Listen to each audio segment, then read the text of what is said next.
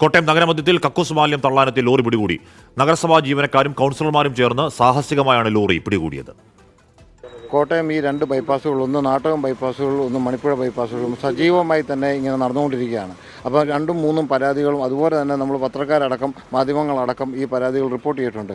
അപ്പം ഇവിടെ കൃഷി ചെയ്യാൻ വേണ്ടിയിട്ട് അവിടെ ഞാറ് നട്ട് ആ സമയത്താണ് ഒന്ന് കഴിഞ്ഞ ഓണം ഇപ്പം രഞ്ജിത്ത് പറഞ്ഞ പോലെ ഒന്ന് വേസ്റ്റ് അവിടെ കൊണ്ട് തള്ളി അതിൻ്റെ അടിസ്ഥാനത്തിൽ നമ്മുടെ സ്ക്വാഡ് സജീവമായതിൻ്റെ അടിസ്ഥാനത്തിൽ ഇന്ന് അവർ തള്ളാൻ വേണ്ടി നിന്നപ്പോൾ സ്ക്വാഡ് പിടിക്കുകയും അവിടുന്ന് അവർ വണ്ടി എടുത്തുകൊണ്ട് പോയി അവരെ ചേസ് ചെയ്ത് ആ ഡ്രൈവർ സാബു അടക്കം കേസ് ചെയ്ത് അവരെ പിടിക്കുന്നൊരു സാഹചര്യമായിരുന്നു ഉണ്ടായത്. സ്പോട്ടിൽ തന്നെ മഹസർ തയ്യാറാക്കിയിട്ടുണ്ട്. മഹസർ തയ്യാറാക്കി അത് RDOയുടെ നിർദ്ദേശപ്രകാരമാണ് മഹസർ തയ്യാറാക്കി കൊടുക്കുന്നത്. അതോടൊപ്പം വെസ്റ്റ് പോലീസ് സ്റ്റേഷനിൽ ഇവരെ ഏൽപ്പിക്കുകയും ചെയ്തു.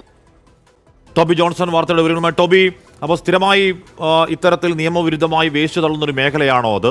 ഇത് ഡ്രൈവർ മാത്രമാവല്ലോ ഉത്തരവാദി. എവിടുന്ന് കൊണ്ടുവന്ന കക്കൂസ് മാലിന്യമാണ് എന്നതടക്കം പരിശോധന ഉണ്ടാവുമോ ടോബി? തീർച്ചയായിട്ടും വിശദമായ പരിശോധനയിലേക്ക് കടന്നിട്ടുണ്ട് ഹാഷ്മി. കോട്ടയം നഗരസഭ മാത്രമല്ല, കോട്ടയം നഗരസഭാ പരിധിയിലും ഏറ്റുമാനൂർ നഗരസഭാ പരിധിയിലും പാലാ നഗരസഭാ പരിധിയിലും എല്ലാം തന്നെ ജില്ലയുടെ വിവിധ മേഖലകളിലെല്ലാം തന്നെ ഇത്തരത്തിൽ രാത്രികാലങ്ങളിൽ വന്ന് കക്കൂസ് മാലിന്യം തള്ളുന്ന ഒരു പതിവ് നമുക്ക് കാണാൻ സാധിക്കുന്നുണ്ട്. ഇതിലേറ്റവും പ്രശ്നമുള്ളത് അല്ലെങ്കിൽ എടുത്തു പറയേണ്ട ഒരു കാര്യം, കൃഷിക്ക് വേണ്ടി പല സ്ഥലങ്ങളിലും നെല്ല് വിതച്ച് നെൽകൃഷി നടക്കുന്നുണ്ട്. ഈ പാടശേഖരങ്ങളുടെയൊക്കെ സൈഡിലാണ് കൊണ്ടുവന്ന ഈ മാലിന്യം തള്ളുന്നതെന്നാണ്. അത് കർഷകരെ വലിയ രീതിയിൽ ബുദ്ധിമുട്ടിക്കുന്നുണ്ട്. കഴിഞ്ഞ ഏതാനും നാളുകൾക്ക് മുമ്പ് വൈക്കത്ത് സമാനമായ ഒരു സംഭവം ഉണ്ടായി.